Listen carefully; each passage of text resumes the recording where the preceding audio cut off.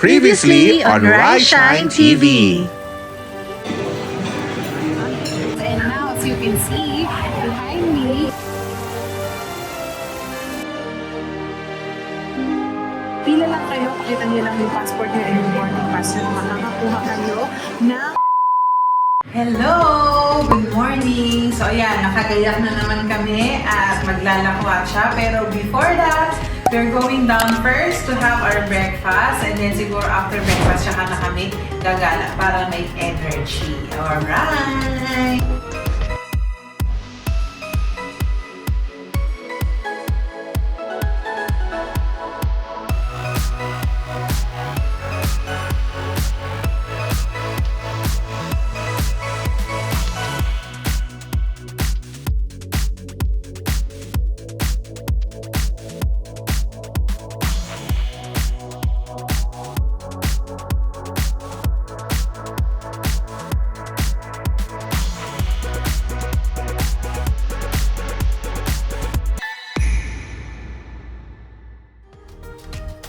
Hey everyone, so for today we're going to have our breakfast buffet here at the Feast. So this is just located below our hotel and today is a very special day because today is my birthday. So kahapon nga ang birthday ni Mama Teta and now is my time to celebrate my own birthday with my family members here in Macau. So napakadaming ng mga food choices at napakasarap talaga ng mga pagkain dito guys.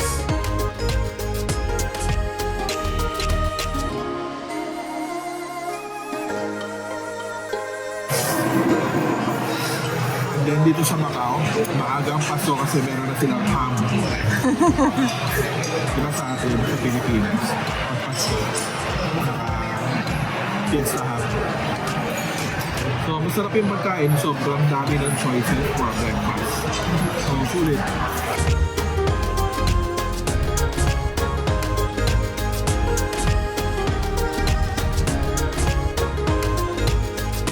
So ayun nga guys, so dumating na kami dito sa ruin ni St. Paul pero unfortunately biglang umulan. Kaya kami nagtatago rito sa gilid at bumili kami nitong mala Japanese inspired na payong na transparent para at least kahit na may payong kita pa rin namin yung outside. Kita mo pa rin yung... Yes.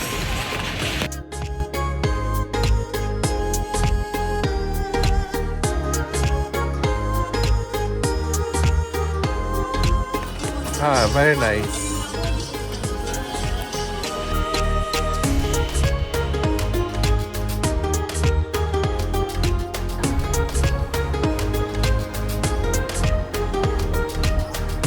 Yeah, we bought 3 tickets for the Museum de Macau.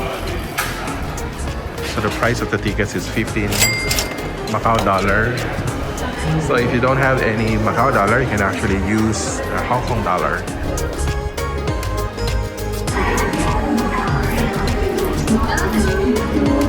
Museo de Macau.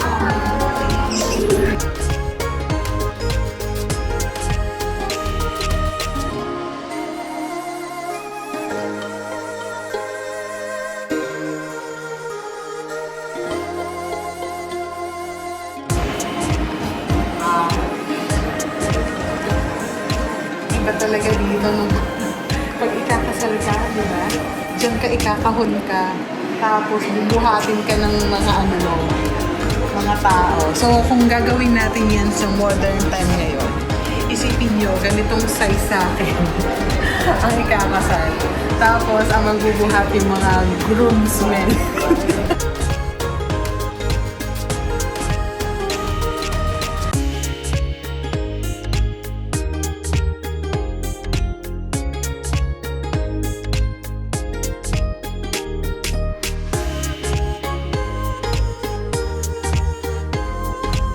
We are here at Montefort in Macau, and this place is actually military base back in the 16th century. So ngayon, parang observatory park na lang siya dun sa topmost level ng Museo de Macau. So, paano pumunta dito? So, from Ruins by St. Paul, dun lang sa tabi nun ang Museo de Macau, and akyat lang kayo ng hagdan doon. Ang entrance fee is 15 Macau dollar for the adults. And sa topmost level ng Museo de Macau, ay makikita nyo na ang Montefort. At maganda ang kanyang overlooking. Ayan, background niya ang Grand Lisboa, and then Macau Tower on the side, and ang city center ng Macau.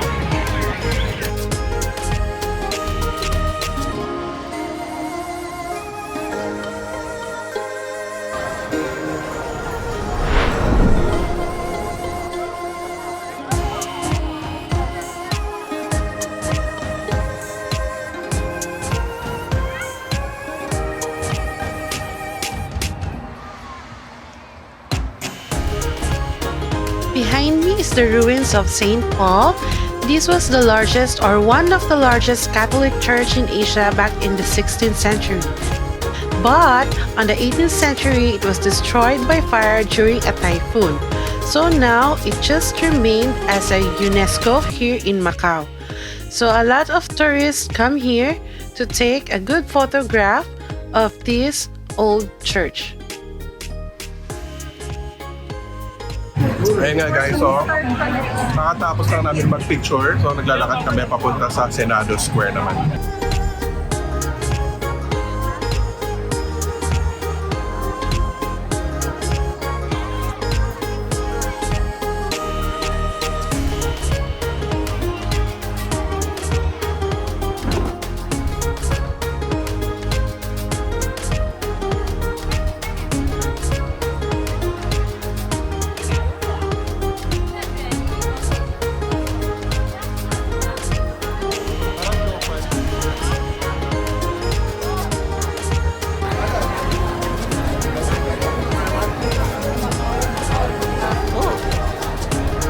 I saw a familiar brand.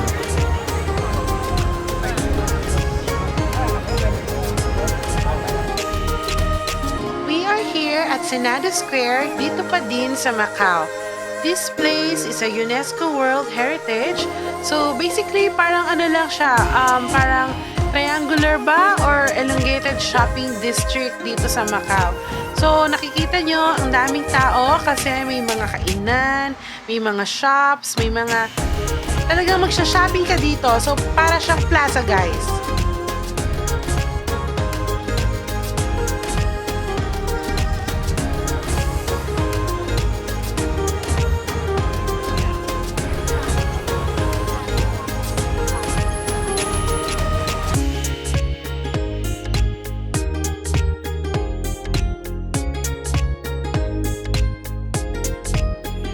Guys! So, for tonight's itinerary, ayun nga, pupunta kami sa Venetian Macau, which is, ayan lang sa likod ko.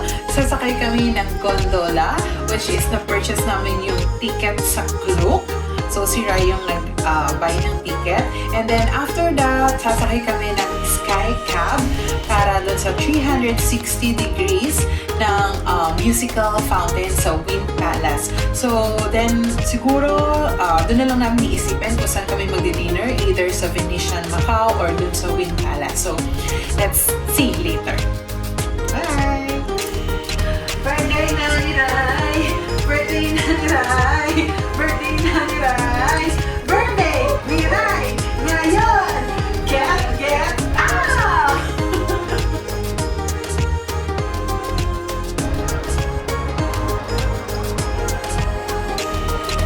So, ayan nga guys, bumili kami ng souvenir dito sa Emporio de Gondola. So, it's actually a singing dog. Meron din siyang monkey. Actually, hindi naman namin siya bibilin dapat eh. Kaya lang pinakita sa amin na kumakanta pala siya.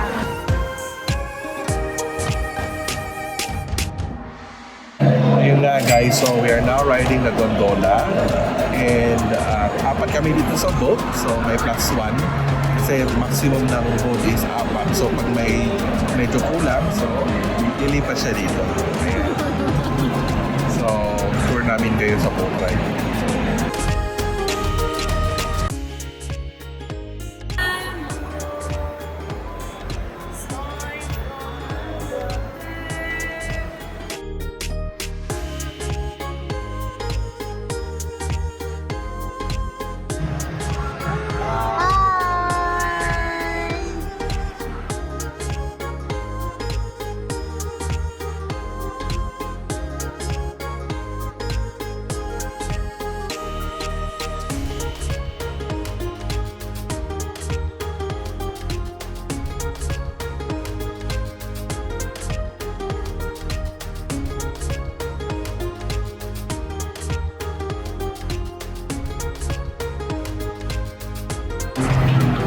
big naman. Bakit naman kasi the big? Ano, the big naman. The big naman. The big naman. Kasi the big.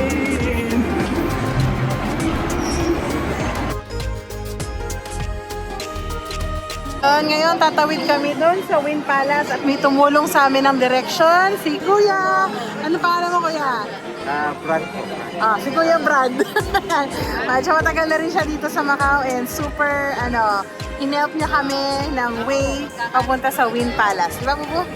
Yes. Mga Pinoy talaga nagtutulungan. Yes, the best. Yeah, more power! More power, Kuya!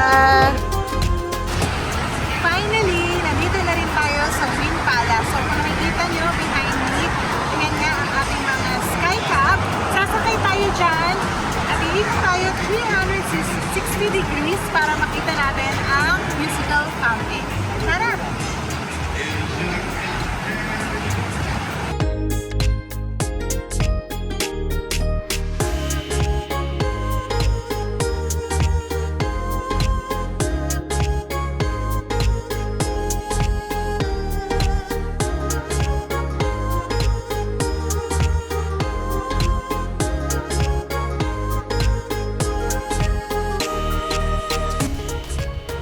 The Sky Cab of Wind Palace is open from Friday to Saturday from 4 p.m. to 12 a.m. and Sunday to Thursday from 4 p.m. to 10 p.m. At Wind Palace, you can soar through the sky in a dragon-themed sky cab with a spectacular view of Performance Lake before descending into a beautiful garden.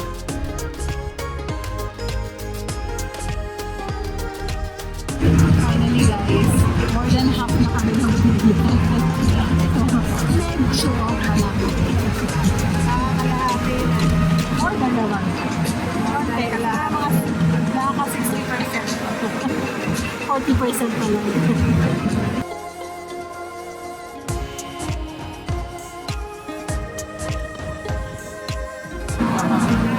Malapit na tayo guys. Konting tiis na lang.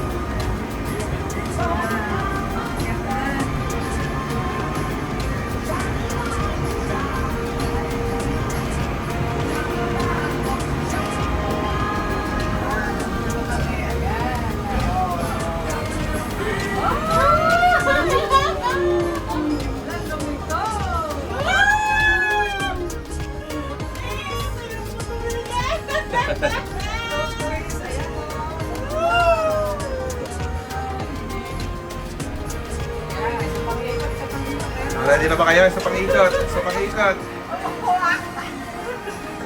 Ano sa pang-ikot? Ayan na!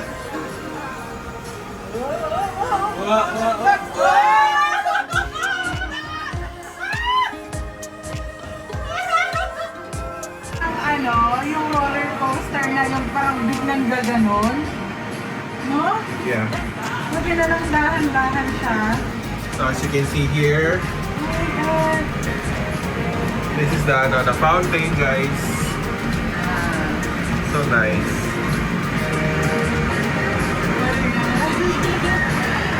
The lawnmower. Ano ko na rin yung the lawnmower? Yeah, lots of there, the yonder namin. Lots of there. Tsaka Sheraton. Kasi katabi yung MD. Nag-open yung door, guys, but still, they're gonna close it like that.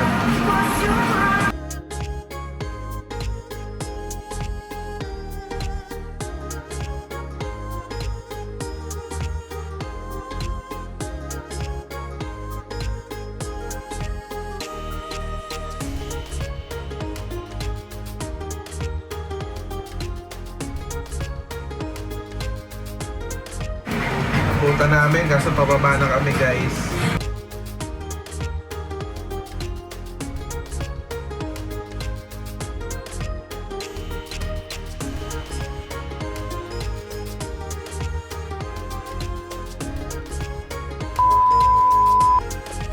Alright, so we are now back here into the hotel. Dahil nakita niyo naman sa aming video kanina, sobrang nakakapagod at nakaka-drain yung pagpila ng sobrang haba. And then now, I'm just transferring some clips dahil mamaya-maya, siyempre kailangan na namin magpahinga dahil tomorrow we are going to Hong Kong via the ferry. So nakapag-book na ako. And may free shuttle naman from the hotel to Macau Taipan Station to Hong Kong. Kaya kita-kita tayo bukas guys on our day 3 in Hong Kong. Bye!